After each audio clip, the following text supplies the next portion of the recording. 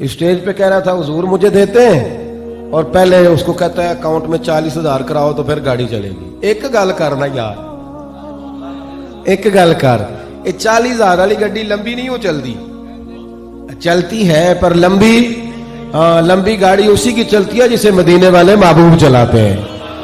ہاں یہ ہم نے بڑی گاڑیاں چلتی دیکھی پھر ختم ہوتی بھی دیکھی.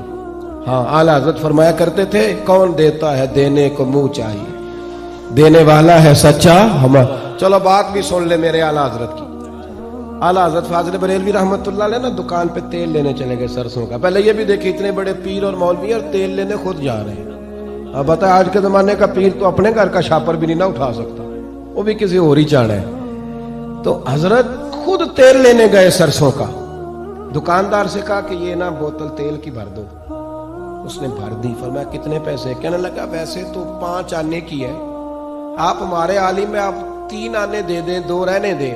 تو اعلیٰ حضرت نے پورے 5 دیے. فرمایا تو سارے رکھ, میں اپنا علم 2 آنے کا نہیں بیچا کرتا. تو نے ریٹ کیا لگایا میرا 2 آنے؟ کرو مدح اہل دول رضا, پڑے اس بلا میں میری بلا, میں گدا ہوں اپنے کریم کا, میرا دین پارا انا نہیں. تھوڑا تھوڑا کھڑا ہونا سیکھیں. اللہ تو بندے کو ہر وقت عطا کرتا ہے, تھوڑا معیار زندگی بنائیں. یہ کیا بات؟ حضرت حکیم بن نظام کہتے ہیں نبی کریم علیہ السلام نے فرمایا وعدہ کر کسی دنیا دار سے سوال نہیں کرے گا. حضور وعدہ ہو گیا, بوڑھے ہو گئے تھے. اچھا ایک ہے اللہ والوں سے مانگنا, وہ جو اللہ والوں سے مانگنا ہے وہ تو ہے اللہ کی مدد ہے نا. میں سیٹھوں کی, نوابوں کی, دنیا داروں کی بات کر رہا ہوں. فرمانے لگے گھوڑے پہ بیٹھے تھے تو ہاتھ میں نا انہوں نے درہ پکڑا ہوا تھا, تو وہ درہ زمین پہ گر گیا. قریب ہی آپ کا غلام بھی کھڑا تھا. بوڑھے ہو گئے حضرت حکیم بن نظام, 80 سال کے قریب عمر مبارک تھی. بڑی مشکل سے گھوڑے سے اترے, درہ اٹھایا, دوبارہ بیٹھنے لگے تو گھوڑے پہ بیٹھا نہیں جاتا. بڑی مشکل سے گھوڑے پہ بیٹھے تو غلام کہنے لگے حضور اتنے سے کام کے لیے نیچے اترے, مجھے بتا دیتے. فرمانے لگے کیسے بتا دیتا؟ نبی پاک سے وعدہ کیا ہے کہ جو میں خود کر سکوں گا اس کے لیے کسی دنیا دار سے سوال ہے تو کیسے کرتا. تھوڑی سی تکلیف ضرور ہوئی ہے پر کلیجہ میرا ٹھنڈا ہے, اس لیے کہ رسول پاک سے وعدہ کیا ہوا ہے. جو اللہ نے آپ کو دیا نا اس پہ مطمئن رہنا سیکھے. اور ویسے بھی یہ جو نفس کا پیالہ یہ نہیں بھرا کرتا. اور آپ دیکھ لیں جو سب سے زیادہ مالدار آدمی ہے وہ سب سے زیادہ بھوکا نظر آئے, وہ سب سے زیادہ پریشان ہوگا. وہ کہے گا ایوے کہ نا انہیں سامنے پہلی کسی اور دی ہے, کدی میری ہوندی نہ بھی. بڑا ٹینشن دیتی ہے اس کو. پہلے کہتا تھا چھوٹی سی گاڑی مل جائے تو گزارا چلے, اب چھوٹی مل گیا تو کہتا ہے ٹائر چھوٹے, چوڑے ٹائروں والی مل جائے نا کبھی تو پھر ذرا کام صحیح چلتا ہے. تو یہ تو چکر ہے. اس میں سے کبھی کوئی آدمی سیر ہوا, خودداری سیکھے, عزت نفس, بات کو سمیٹتا ہو. حضرت سالم بن عبداللہ بن عمر, یہ حضرت عمر کے پوتے ہیں, حضرت عبداللہ ابن عمر کے بیٹے ہیں. امام ابو نعیم نے اس کو لکھا ہے اس روایت کو. یہ طواف کر رہے تھے بیت اللہ شریف کا, میں بس بات سمیٹ رہا ہوں. طواف کر رہے تھے تو بیت اللہ کا طواف کرتے کرتے نا خلیفہ عبد الملک بن مروان آ گیا. اس نے بھی سمجھا تھا کہ شاید یہ سارے مولوی وہی ہوتے ہیں کہ جو بس سمجھتے ہیں کہ اب کوئی میل ہی جائے تو کرایہ دے ہی دے. اس نے بھی یہی اس کا خیال ہو گیا. آپ طواف کر رہے تھے بیت اللہ شریف کا, تو 7 چکر پورے کر کے نا تو بیت اللہ کے دروازے کے سامنے کھڑے ہوئے تو خلیفہ آ گیا, مکے کا گورنر. آ کے کہنے لگا السلام علیکم, میں گورنر ہوں مکے کا. فرمایا اچھا, تو کہنے لگا کوئی حکم ہو تو بتائیے گا, کوئی حکم ہو تو توجہ ہے نا میری بات پر, کوئی حکم ہو تو بتائیے گا. تو حضرت سالم بن عبداللہ فرمانے لگے یار کس نے تجھے گورنر بنایا؟ تو بڑا ہی بیوقوف آدمی ہے, پاگل آدمی ہے, تو کس نے گورنر بنا دیا تجھے؟ وہ کہتا ہے پہلی دفعہ ہی کوئی درویش ملا تھا, میرا بھی پسینہ پیروں تک آ گیا. تو بڑا پاگل ہے, کس نے گورنر بنایا؟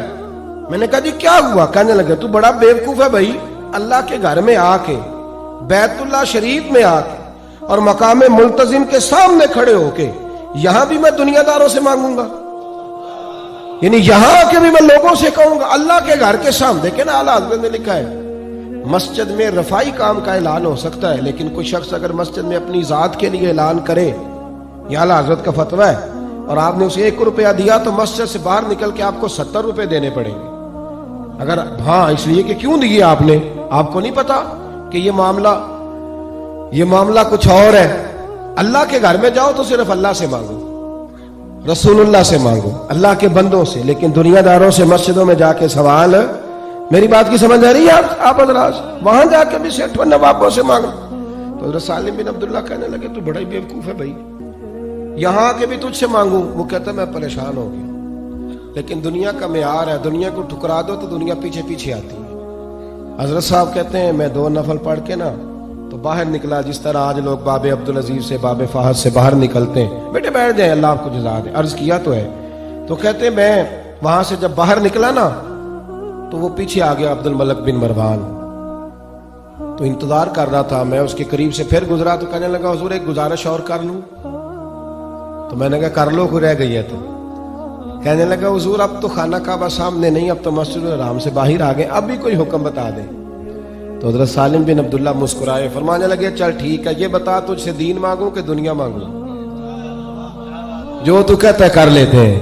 کہنے لگا کہ نہیں مہربانی کرے, میرے پاس تو دنیا ہی ہے, دین تو آپ کے پاس ہے. تو آپ مسکرا پڑے, فرمانے لگے میں نے تو دنیا اس سے بھی کبھی نہیں مانگی جس نے دنیا بنائی ہے, میں تو اس سے بھی اس کا فضل ہی مانگتا رہتا ہوں.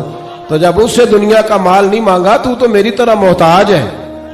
وہ ملا نا بہلول دنا سے ہارون رشید ملے, تو کہنے لگا ہارون رشید بابا کو حکم ہو تو بتانا. فرمانے لگے تجھے کون دیتا ہے؟ کہا اللہ. تو فرمانے لگے یہ تو نہیں نہ ہو سکتا کہ اللہ ہارون رشید کو دیتا رہے اور بہلول دنا کو بھول جائے, یہ تو نہیں نہ ہو سکتا. تو جا اپنا کام کر, یہ آرزوئے کرم اور میں آپ سے کروں, یہ بھیک اس کو دیجیے جس کا خدا نہ ہو. ہاں, اور گردن کو جھکا دیتا ہے خیرات کا پتھر, جہاں میں مانگنے والوں کے سر کبھی اونچے نہیں ہوتے. آج کی نشست میں 2 ہی باتیں عرض کی ہیں آپ سے. ایک تو زندگی میں کھڑے ہونے کی کوشش کریں, آپ سچ بولیں, آپ سچ بولیں اور سچ کی بات آگے بڑھائیں. اور دوسری بات میرے بھائی, خوددار رہیں, چھوڑ دیں. یہ میرا مطلب ہے, لوگ عجیب بات کرنے لگے ہیں, بڑے بڑے تجزیہ نگار کہتے ہیں کہ پاکستان میں ریٹ ہے. کوئی بندہ بھی ہے اس کا ایک معیار ہے, ایک جگہ پہ جا کے اس کا ریٹ لگتا ہے. اس سے نکل آئیں باہر, خودداری سے جینا سیکھیں. یاد رکھو جو روز شام کو چھوٹا گوشت کھاتا ہے نا, اسے نہیں زیادہ مزہ آتا, اور جس کے اکاؤنٹ میں ہر مہینے 30-40 لاکھ روپے جاتے ہیں وہ زیادہ بسم اللہ نہیں پڑھتا. کبھی مزدور کو دیکھنا, جس کو شام کو 300 روپے مزدوری ملتی ہے نا, تو مٹی والے ہاتھ 10 دفعہ یوں صاف کرتا ہے اور 3 دفعہ بسم اللہ کہہ کے نوٹ پکڑتا ہے, کیونکہ اسے پتا ہے یہ میری حق حلال کی کمائی ہے. اور پھر جب وہ دوپہر کو روٹی لاتا ہے نا کام پہ ساتھ, تو 2 روٹیوں کے بیچ اس نے اچار رکھا ہوتا ہے. کبھی اسے روٹی کھاتے دیکھنا, وہ پہلے ہاتھ دھوتا ہے, پھر کوئی چیز نیچے بچھاتا ہے, پانی خود رکھتا ہے, اور وہ جب روٹی کھا رہا ہوتا ہے تو لگتا ہے کائنات کی سب سے زیادہ نعمتیں اسی نے دسترخوان پہ رکھی. اور جب وہ شکر ادا کرتا ہے تو صرف لفظ نہیں, اس کی آنکھیں بھی بتاتی ہیں کہ شکر ادا کر. تو یہ والا معیار بناؤ, یہ والا. اس معیار سے نکل آؤ کہ چیزیں بڑی ہیں تو میرے پاس کھانے کا وقت نہیں, وہ تو لوگ دوائیاں کھاتے پھرتے. معیار زندگی کو بلند کریں, یہی ہمیں رسول کریم نے